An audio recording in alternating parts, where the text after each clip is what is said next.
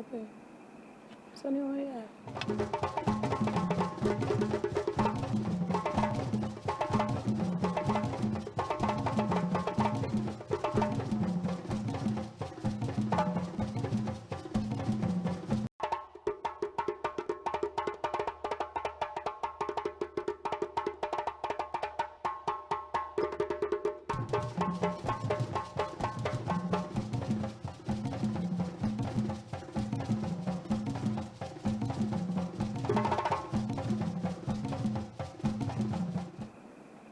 Good evening and welcome to LNTV News Live, 30 minutes production of the television department here at the Liberia Broadcasting System. My name is Amanda Yasir Saleh, anchoring tonight's edition of the program, and these are the top stories we will be following.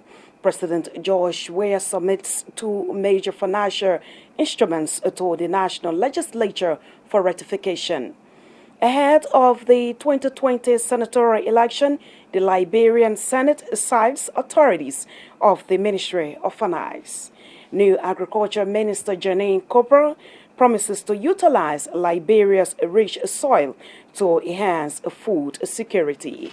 And away from Liberia now, former Egyptian President Hosni Mubarak dies at age 91. This and many more are coming up in tonight's presentation of News Live. Take a short break and be right back.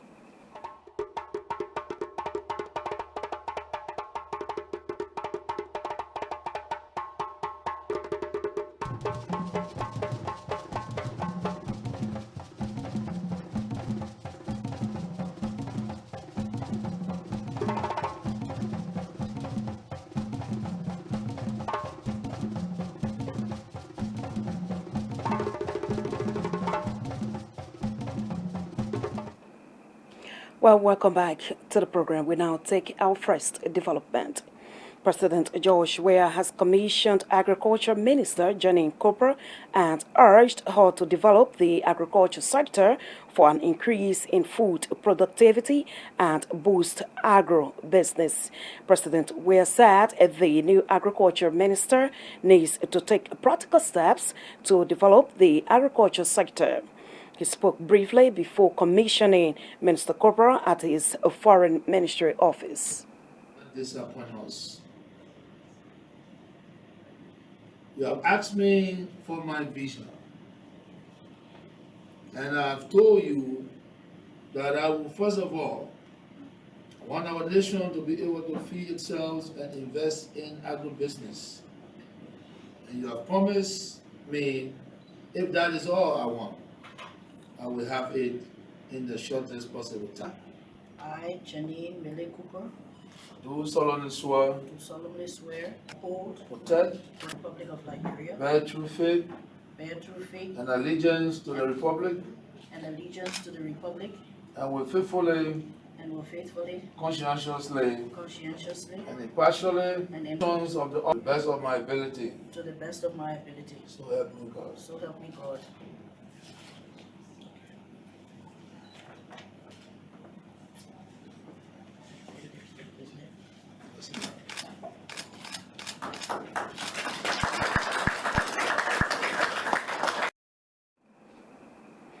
For her part, the Agriculture Minister Janine Cooper praised the soil of Liberia as healthy and nutritious. President Weah, as I told you that day when I talked with you, I will not let you down. I know that expectations are high. I don't think expectations are higher than what I expect of myself. The agriculture sector at this point in time has been facing many challenges. And in fact, when you talk about agriculture, it's always the challenges that come first. However, the president has painted for me a vision, and it's a vision that I share, of the opportunities that Liberian agriculture has to bring to the table.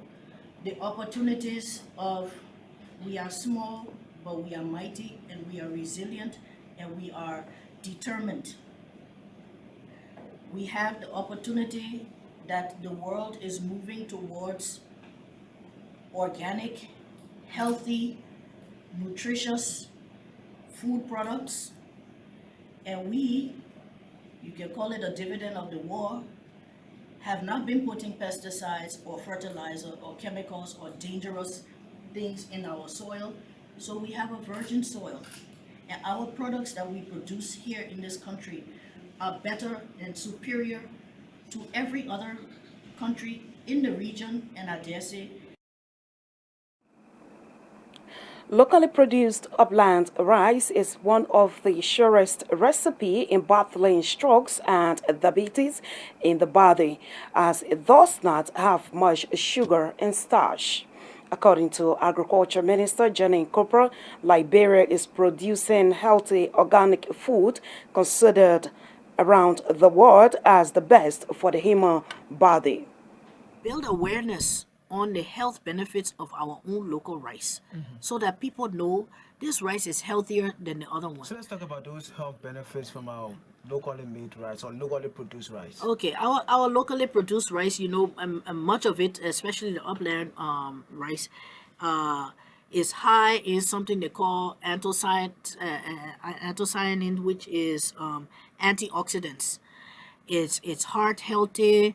It's good for people who have had strokes. It's good for people who have diabetes because it has a low glycemic index, which means that the body digests it more slowly. So it has the lowest glycemic index of all the grains. Okay. Any other grain that you can find. If your body digests it more slowly and you have diabetes, it doesn't give that sugar shock. Okay. Because rice, is a carbohydrate, so it transforms into sugar. So there are many benefits besides which it tastes good. It tastes better.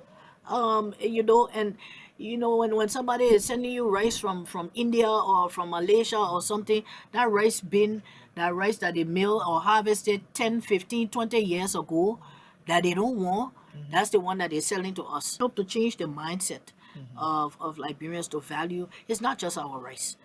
Everything that we grow here has a superior taste and quality than our neighbors. And it's something I'm calling the war dividend, because we have not been using the chemicals, the pesticides, the fertilizer, and all those things that distort our soil or our produce, the things that grow in. Liberian Chief Executive George Maniwea has submitted to the Liberian Senate two financial instruments for ratification. The financial instruments include an agreement to the financing agreement on tree crops extension project signed between Liberia and the International Monetary Fund and the African Development Bank. Genevieve Massaquer is the Deputy Secretary of the Liberian Senate. She read the President's communication in plenary on Tuesday. Dear Mr. President Contemporary, I am pleased to submit to your honorable body for ratification financial agreement, Small Agricultural Transformation and Agribusiness Revitalization Project, STAR-P, signed between the Republic of Liberia and International Fund for Agricultural Development. This agreement was signed by the parties in Italy on November 12, 2019, and in Monrovia on November 21, 2019. In the agreement, the International Fund for Agricultural Development, ARFAD, has agreed to co-finance the STAR-P in the amount of $23 million United States dollars, for which $16,790,000 United States dollars is a loan and $6,210,000 United States dollars is a grant. The loan amount is free of interest but bears a service charge of 1.46% per annum, payable semi-annually, to make the corporate laws of Liberia current and competitive with the laws of other jurisdictions. A full review was undertaken with the participation of non-resident corporate community, the Liberian Corporate Regulatory Community, the Ministry of Justice, and the Law Reform Commission, as well as the relevant Liberian corporate and maritime agencies to revise and update the laws to make them more competitive. Under this review, all of the amendments undertaken since 2002 can now be consolidated into a single associations law. Honorable President Pro Tempore, I therefore trust that the legislature will give timely consideration to the enactment into law of this important legislation, which is a matter of urgency and critical for Liberia to go forward and avoid being blacklisted with the concomitant negative economic effect on our nation. The construction of a 100 housing unit is to shortly begin in Grand Jide County. This is because President George Weah has approved the project to be implemented by the Liberia Agency for Community Empowerment, LACE. Deputy Presidential Press Secretary Smith Tobe has been explaining more during Tuesday's Executive Mansion press briefing. We want to report to you that the President has approved 100 housing unit for Grand Jide County. That is in continuation of those housing projects that you see in the Popo Beach in Saxtown. The Liberian Agency for Community Empowerment LACE is taking a team to Grand Jide as of this week to do the assessment as to where they will place those 100 housing units. It is going to be the President's way of reaching out to counties. That project is also expected to cut across all of the 15 counties, but the President is taking it one day at a time.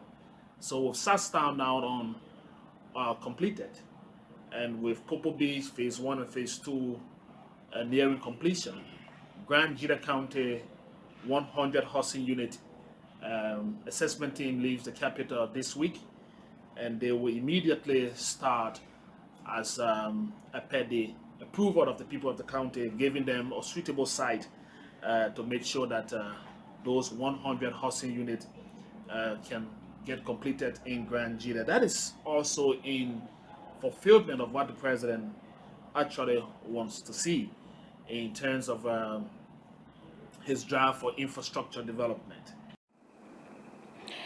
It benefiting journalists from Liberia and Europe to report stories of the EU's operations in Liberia for about 1 month have been urged to uphold the ethics of the profession.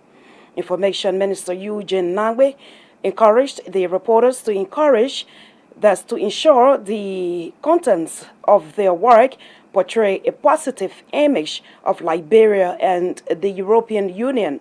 Minister Nangwe spoke Monday when he delivered the keynote address at the launch of the project in Monrovia. And I want to use this opportunity to congratulate you and to urge you to just do a very simple thing. Keep professional. The job of a professional journalist is difficult, but it is guided by the ethical requirements and the professional rules. There is no denying that the media is a very powerful institution. So it's always an honor whenever one gets an opportunity to speak to media professionals, the professionals of this noble fraternity. Being a product of the Liberian media myself, I quickly jumped at this opportunity to be here today. Truth be told, there's no place I'd rather be than with a group of up-and-coming news media practitioners. In this case, a group of 8 young media professionals who were competitively selected to carry out an interesting experiment.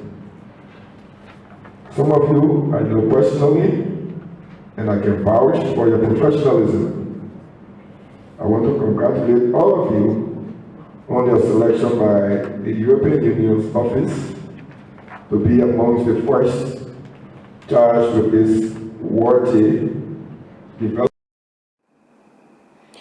Speaking on behalf of the colleagues, Beatrice Rios of Spain and Sewagba of Liberia, lauded the EU for their selection and promised to tell the human interest stories as they see them. Not often that we get the chance to travel to the field and to better understand how the EU is helping third countries and to hear the stories directly from the beneficiaries. So I'm really looking forward to have that chance, because often I only see that in reports, and I'm going to be based in the country for a few weeks, getting to better know what's the EU cooperation with Liberia and to better understand how the projects work in the field. And to better understand how the EU development policy works, precisely in a moment when I think it's particularly relevant to reflect on those issues, given the importance of the thematic areas to the ongoing efforts in human resource development, food sustainability, strengthening the government and ensuring good forest governance and climate change mitigation cannot be overemphasized. Liberia is vital to the campaign to alleviate climate change in the sub-region and the world at large, for the mere fact that this country alone still has over 40% of the upper Guinea forest from Sierra Leone to Togo. To ensure that the country continues to contribute positively to the climate change mitigation crusade, it needs sound forest governance, and the EU has been helping in that direction through several interventions, including the Voluntary Partnership Agreement, the VPA. The exploitation of forest resources must be done sustainably, not for the mere goal of benefiting future generations, but to conserve nature itself. Meanwhile, EU Ambassador to Liberia, LNTV, says the Union is pleased with its partnership with the government of Liberia.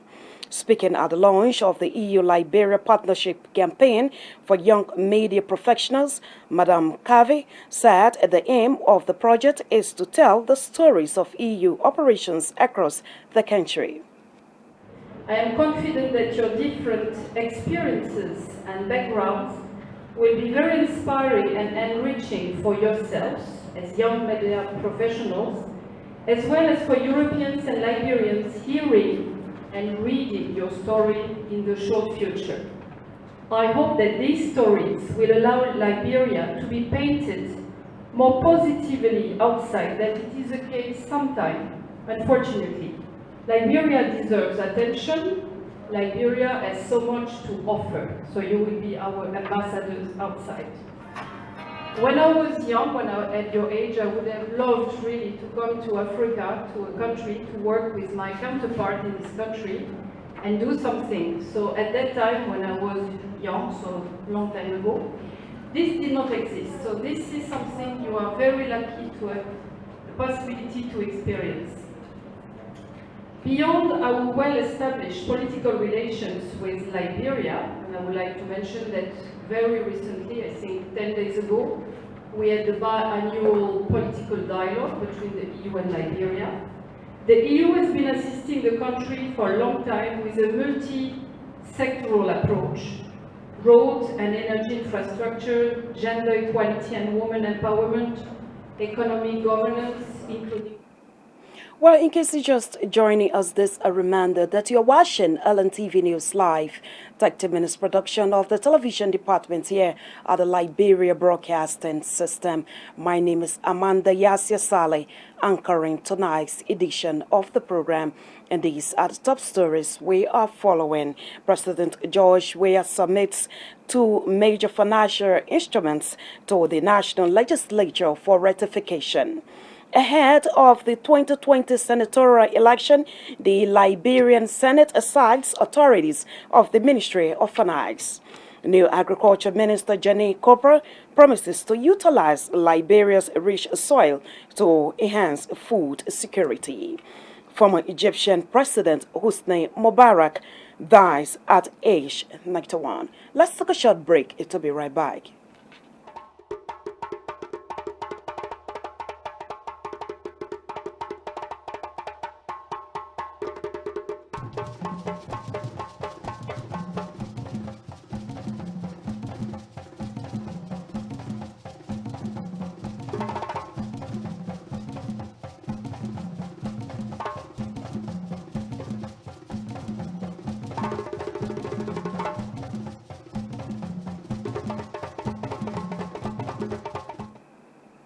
Welcome back to the program. Liberian business people trading between Liberia and China have expressed solidarity with China as the country battles the deadly coronavirus. The business people under the banner China Shopping Center on Monday presented a solidarity statement to staff of the Chinese embassy in Congo Town. Sakpemba is the president of the group. We are aware that this period is very critical in the history of your country, China. This move is in recognition of the stand and mutual relationship Liberia continues to enjoy with the People's Republic of China. As you may recall, when Liberia suffered similar deadly Ebola virus, you stood by us providing medical supply, equipment, infrastructure, ETUs were built. This is a true manifestation of a goodwill from the people of China to Liberia.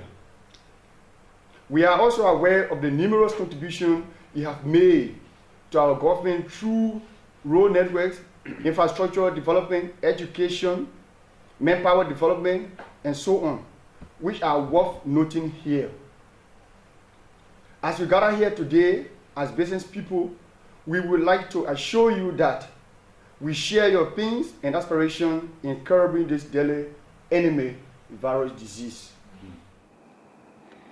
Receiving a statement, the Economic and Commercial Counselor at the Chinese Embassy, Li Zhen, thanked the business people for remembering China in its time of difficulty.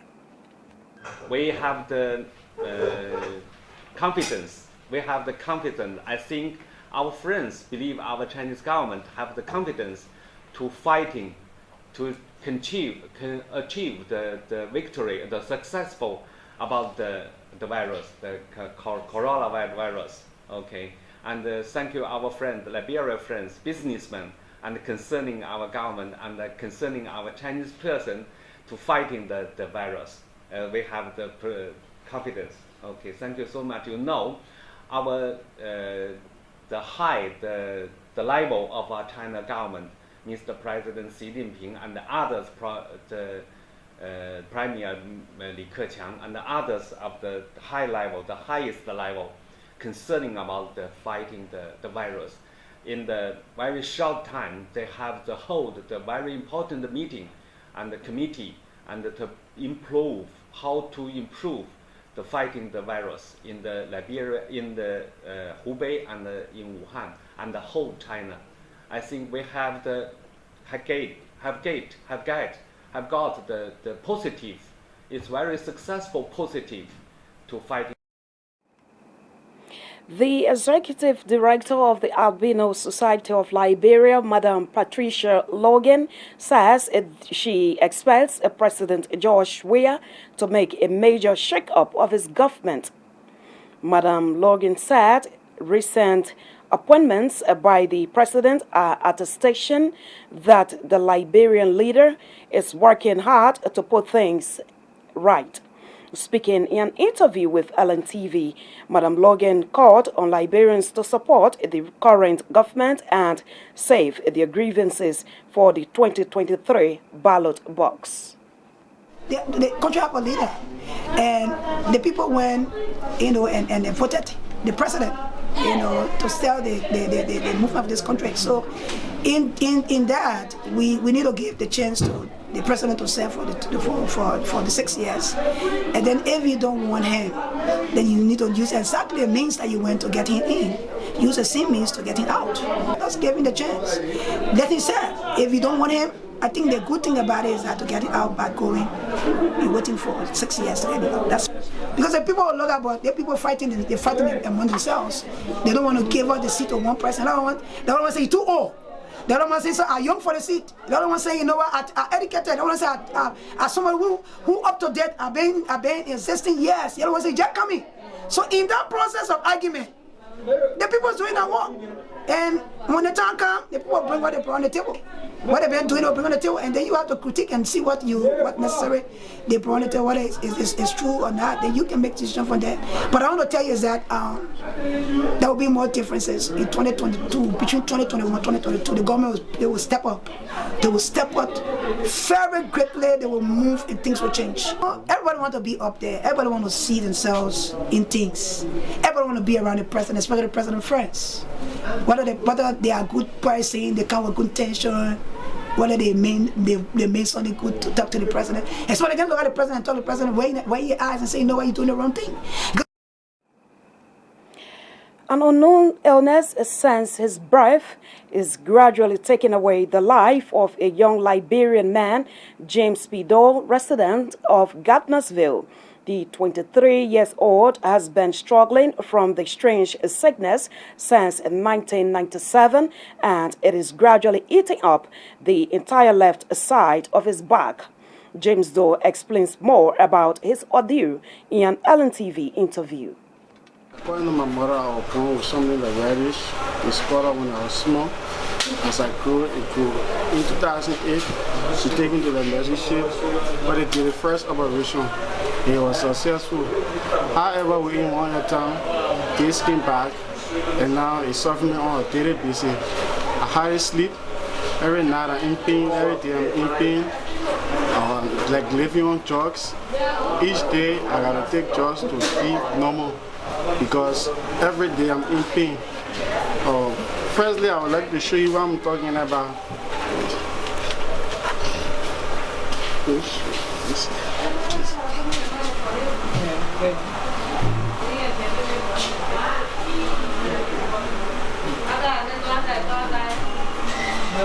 Got in contact with a hospital from India, and then they sent me the medical visa. But now I'm having a little problem in the LTV and that of the medical bills. So I'm asking people to come to my aid, philanthropists, government officials, anyone that can help me in the process, at least to get me back as a normal human being. Because on a daily basis, I feel like I'm out of this world. It's like pulling my friend, looking at myself dying. So I'm asking people to come to my aid to help me, at least as to bring me back to a normal human being. Because And a former Egyptian president, Hosni Mubarak, ousted by the military in 2011, has died in Cairo at the age of 91. Mubarak spent 3 decades in office before a popular uprising swept Egypt. He was found guilty of complicity in the killing of protesters during the revolution. The conviction was overturned and was freed in March 2017.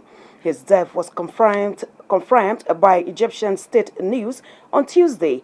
Earlier in the day, the Ad Watad website reported that he died at a military hospital. Mubarak underwent a surgery in late January and was photographed with his grandson as he recovered. And the World Health Organization says it is too early to call the coronavirus outbreak epidemic, but wants countries to be in a phase of preparedness. Epidemic is when an infectious disease spread easily from person to person in many parts of the world.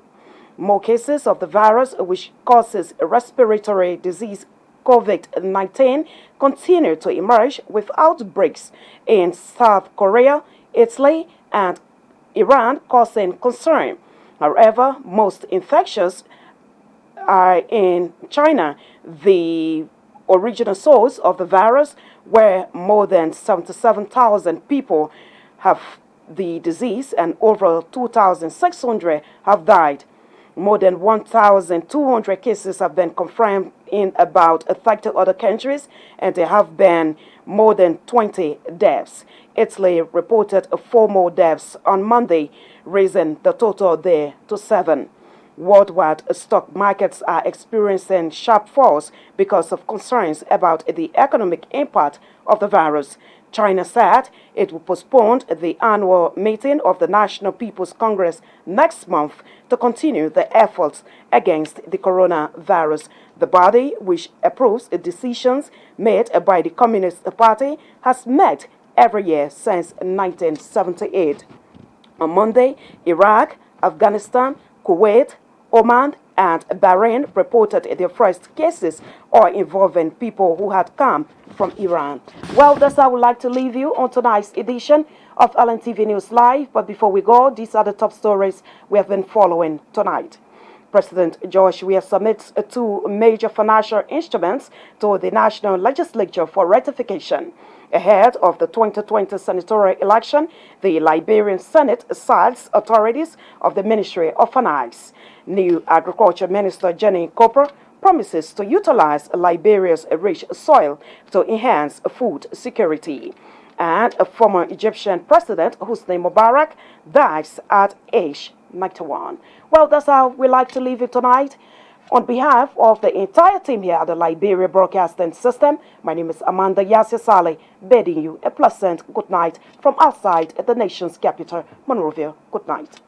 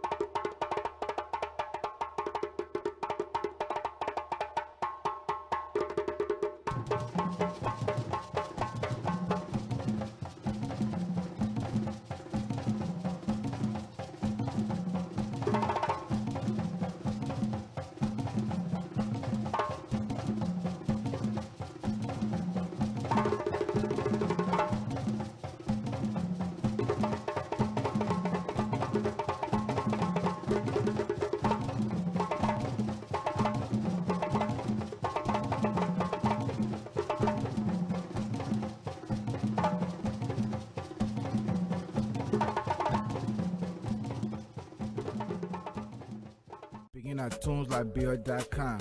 National Toiletries Incorporated